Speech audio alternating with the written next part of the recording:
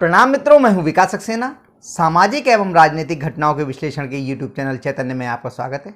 आप देख रहे हैं विकास की बात। आखिरकार राहुल गांधी ने रायबरेली से अपना नामांकन दाखिल कर दिया। अब उन पर तरह तरह के सवाल उठ रहे हैं, क्योंकि इससे पहले वो वायनाड से पहले से प्रत्याशी हैं और उनके बारे में ये अनुमान लगाया जा रहा था। बहुत सारे राजनीतिक विश्लेषक ये कह रहे थे कि वो अमेठी से दोबारा चुनाव लड़ेंगे। हालांकि मैंने इससे पहले अभी 3 दिन पहले एक वीडियो बनाया था जिसमें स्पष्ट तौर पर यह अनुमान जताया था कि अमेठी सीट से गांधी परिवार का कोई भी व्यक्ति चुनाव नहीं लड़ेगा। तो आज नामांकन खत्म हो चुका है, तो मेरी वो बात तो कम से कम सही सिद्ध हो गई है। आप चाहें तो उस वीडियो को अलग से देख सकते हैं कि राहुल गांधी नहीं चाहते अमेठी से गांधी परिवार का कोई सदस्य चुनाव लड़े।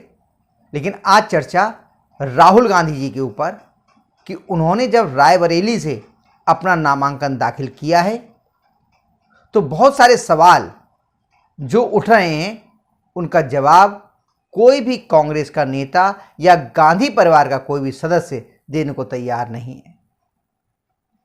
पहला सवाल तो ये कि जब राहुल गांधी वायनाड से चुनाव लड़ रहे हैं, केरल के वायनाड से, जहां से वो इस समय सांसद हैं, तो उन्होंने दूसरी जगह से चुनाव क्यों लड़ा।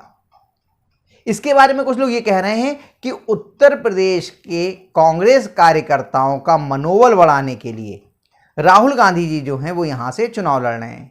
लेकिन अगर वो दोनों जगह से चुनाव जीत जाते हैं, वायनाड से भी और रायबरेली से भी, तो क्या वो रायबरेली की सीट छोड़ेंगे या फिर वायनाड की सीट छोड़ेंगे।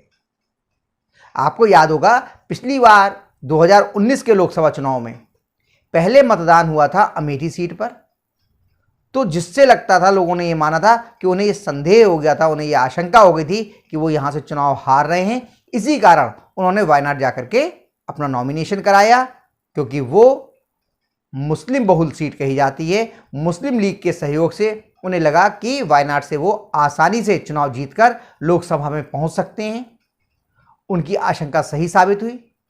स्मृति ईरानी ने यहां से उनको लगभग 55,000 वोटों से चुनाव हरा दिया, लेकिन वायनाड से वो चुनाव जीत गए। इस बार उनका मुकाबला वायनाड में, केरल की ये सीट है, वहां पर सीपीआई की नेता डी राजा की पत्नी एनी राजा से है। इसलिए ये माना जा रहा है कि इस बार सीपीएम और सीपीआई मिलकर राहुल गांधी को वायनाड से चुनाव हराने का पूरा जीतोड़ कोशिश की है उन्होंने। हो सकता है कि वायनाड से इस बार राहुल गांधी जी चुनाव हार जाएं, और अगर राहुल गांधी जी वायनाड से चुनाव हार जाते हैं, इसी संभावना के चलते उन्होंने रायबरेली की सीट चुनी है। लेकिन क्या राहुल गांधी के लिए रायबरेली की सीट इतनी आसान है। यहां से सांसद थी उनकी मां सोनिया गांधी जी, जो अभी कुछ समय पहले राजस्थान से राज्यसभा के लिए चुन करके सदन में पहुंच चुकी हैं, संसद में पहुंच चुकी हैं। और उनकी जीत का अंतर 2009 के बाद लगातार घट रहा था, और पिछली बार उनकी जीत का अंतर मात्र 1,67,000 वोटों के आसपास रह गया था। ऐसे में जो वहां के विधायक हैं दिनेश प्रताप सिंह जी, उन्हें दोबारा जो है मौका दिया गया है भाजपा की तरफ से इस रायबरेली सीट से चुनाव लड़ने का। वो राहुल गांधी के सामने होंगे। और आपको ये भी याद होगा कि समाजवादी पार्टी के जो विधायक हैं मनोज पांडे, वो भारतीय जनता पार्टी में आ चुके हैं। और बहुत सारे नेता जो कांग्रेस के थे या सपा के थे, उन्होंने भाजपा का दामन थाम लिया है। ऐसे में राहुल गांधी जी के लिए रायबरेली की सीट भी उतनी आसान नहीं होगी जैसा कि बहुत सारे कांग्रेस के समर्थकों का मानना है। इसलिए यह माना जा रहा है कि उनकी वायनाड की सीट भी फंसी हुई है, और राहुल गांधी के लिए यह रायबरेली की सीट भी कोई बहुत आसान नहीं है।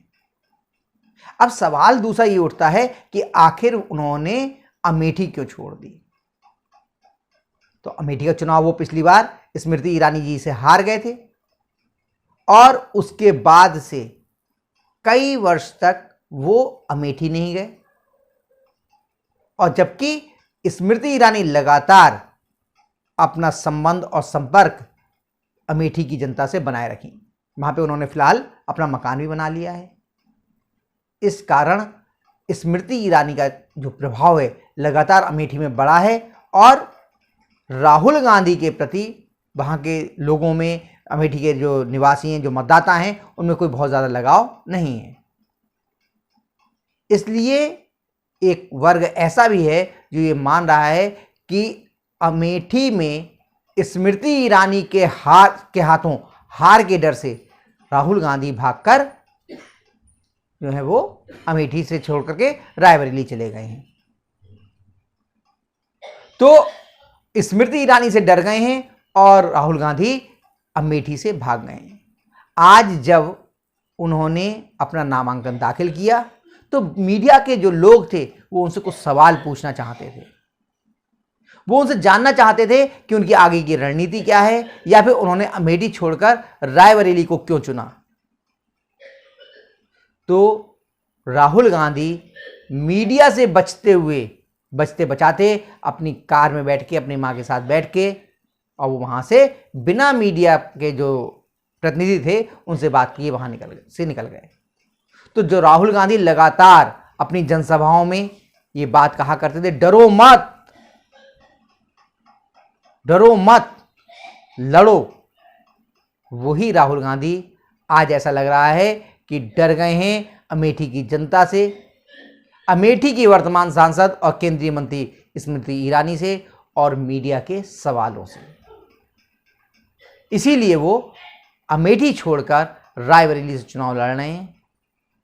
आपको याद होगा कि जब वो वायनाड से चुनाव जीते थे तब उन्होंने दक्षिण भारत के ये कार्यक्रम में, चेन्नई में कार्यक्रम हुआ था, वहां यहां तक कह दिया था कि उत्तर भारत के लोगों की जो समझ है वो मुद्दों पर बहुत गहरी नहीं होती है, दक्षिण भारत के लोगों की समझ जो है वो बहुत गहरी होती है। अब राहुल गांधी उसी उत्तर भारत के लोगों से अपने लिए वोट कैसे मांगेंगे, उनसे इस समझदारी की उम्मीद कैसे करेंगे कि वो लोग राहुल गांधी के पक्ष में मतदान करें। राहुल गांधी डरे हुए तो हैं और पूरी कांग्रेस डरी हुई है। तो लग रहा है कि इस बार वायनाड की सीट भी राहुल गांधी जी के लिए बहुत आसान नहीं है, क्योंकि उन्होंने दूसरी बार पर्चा भरा है रायबरेली से, और रायबरेली का चुनावी नतीजा कैसा निकलेगा ये भी आपको 4 जून को पता चल जाएगा। लेकिन रायबरेली की सीट भी कोई बहुत आसान नहीं दिख रही है। तो आज के अंक में बस इतना ही। अगले अंक में हम लोग फिर मिलेंगे किसी नए मुद्दे के साथ। तब तक के लिए अनुमति दीजिए। आपसे अनुरोध है कि अगर आपको ये वीडियो पसंद आया हो तो इसे लाइक कीजिए, शेयर कीजिए, और हाँ, अगर इस चैनल पर आप नए हैं तो आपसे ये भी अनुरोध है कि इस चैनल को सब्सक्राइब करने के बाद नोटिफिकेशन का बेल आइकन जरूर दबाइए। धन्यवाद, प्रणाम।